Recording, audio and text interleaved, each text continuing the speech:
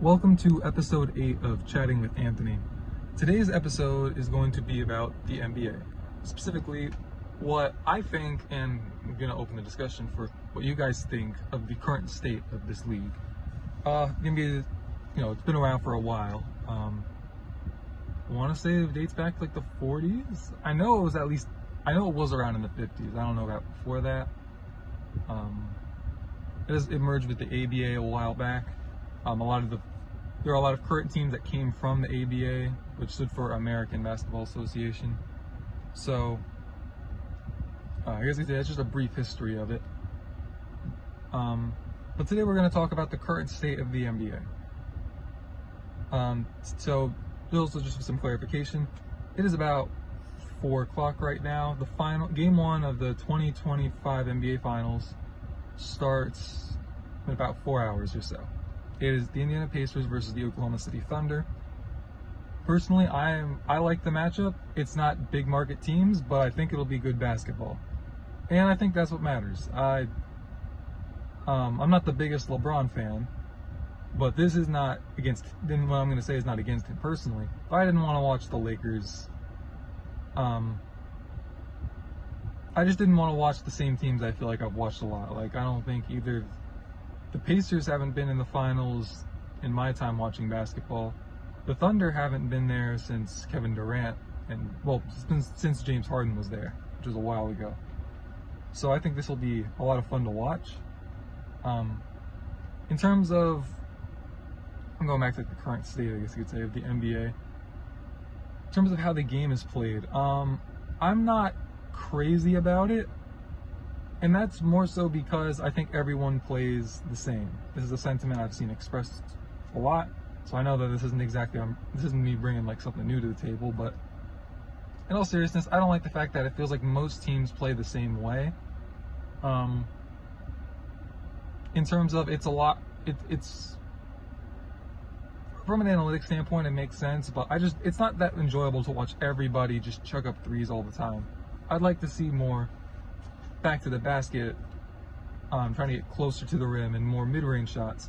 And yes, all the teams do that. They have players that do that, but when I watch some of the older games, it's just, when I watch it, I'm like, this is more entertaining. And it's not just the fact that it's already happened and it's cool to like look back and be like, oh yeah, I see that guy as an analyst, and oh yeah, I've seen that guy in business stuff. But I just think it's fun to see. I just think it's fun to see like the differences in how the teams differentiated themselves, for lack of a better way to say it. But nowadays, it's just copy and paste. Let's try to win, and then as soon as we realize we're not going to win, we're going to tank. And I don't have that much of an issue with the tanking thing. It can be frustrating to watch, but on the one hand, as a fan, it's like, just don't watch that team. But if it's your favorite team, then I can understand completely why you would be frustrated. In terms of how the game is officiated, I think officials in every sport really they approach the game as if people have come to watch them put on a show, which they haven't. They've come to watch the players put on a show, and so it's not the most fun when it feels like they're trying to, when they just call a little. The term they use is ticky-tack fouls, but they'll call fouls that are technically fouls, but you wouldn't usually see it called. And that can just be very, especially when it's on like the star players. And I'm not a big fan of giving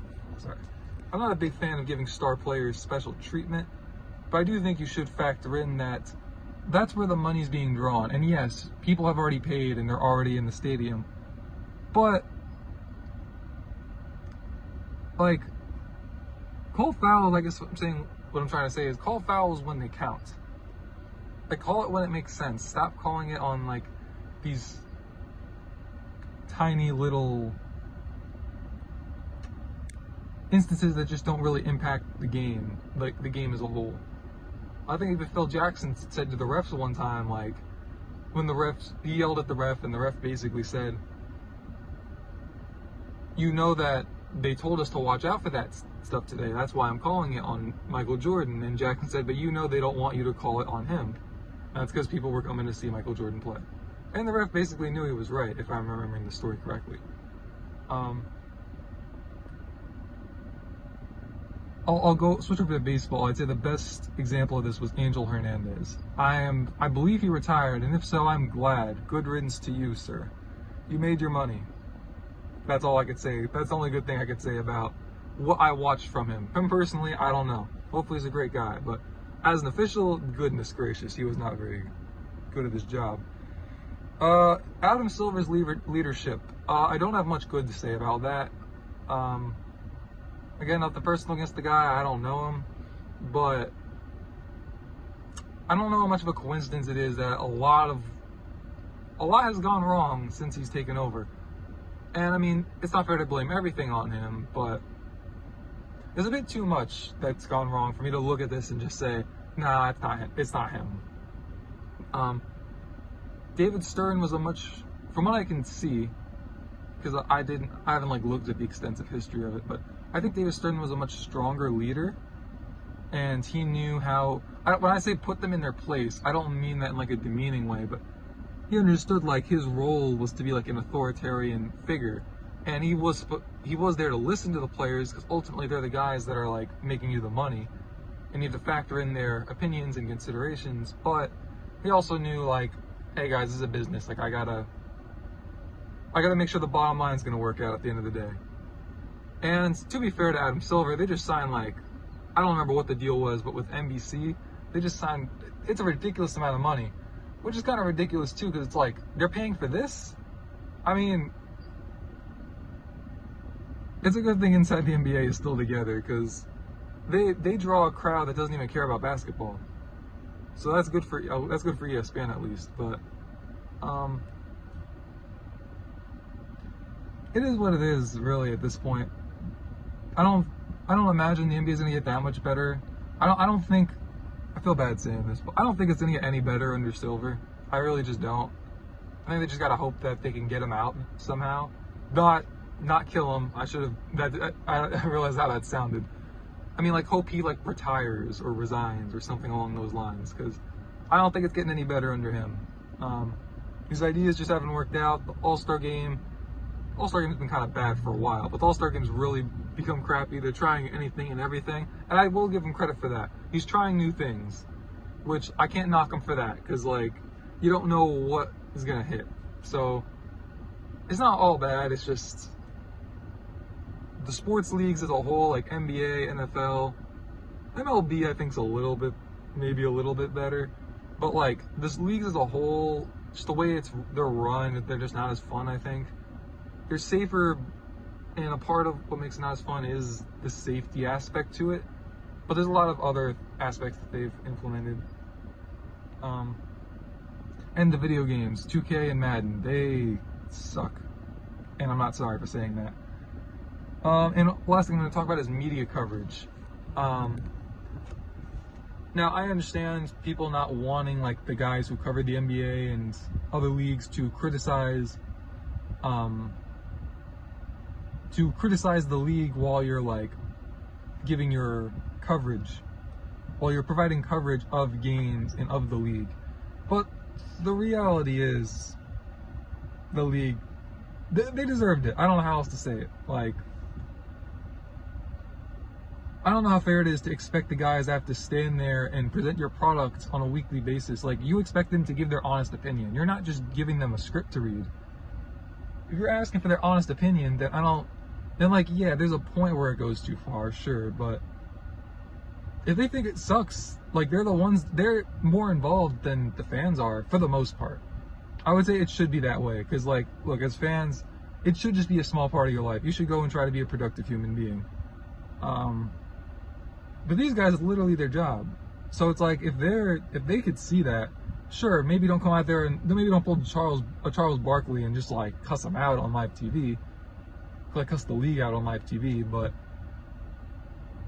I think it's fair for them to say something about it.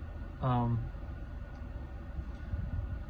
think that there is, as I said, a lot of fair criticism of how things have been run for a while now, and we'll see if it gets better. I hope it does. As a product, it needs work, and I don't mean rigging games, because my opinion, I'm sure they're already doing that. But you need to fix the way the game is presented. You need to fix the way the game is played.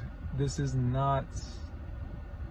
It's still a good product, but the fact that it's gone seemingly so downhill, and I'm not just talking about the three-pointers thing, just in general, the fact that I feel like it's declined as much as it has, when the world as a whole has progressed so much, and you have so many more tools to use at your disposal to help make this better, it just feels like a waste. But I think they'll figure it out eventually. We'll see. Worst case scenario, we all have time to do better.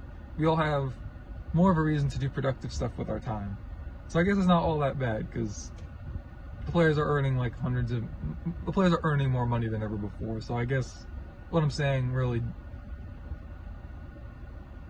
it wouldn't hit home unless it really hit the bottom line, which it seems like it might be finally doing that with the NFL, which means hopefully that'll get fixed.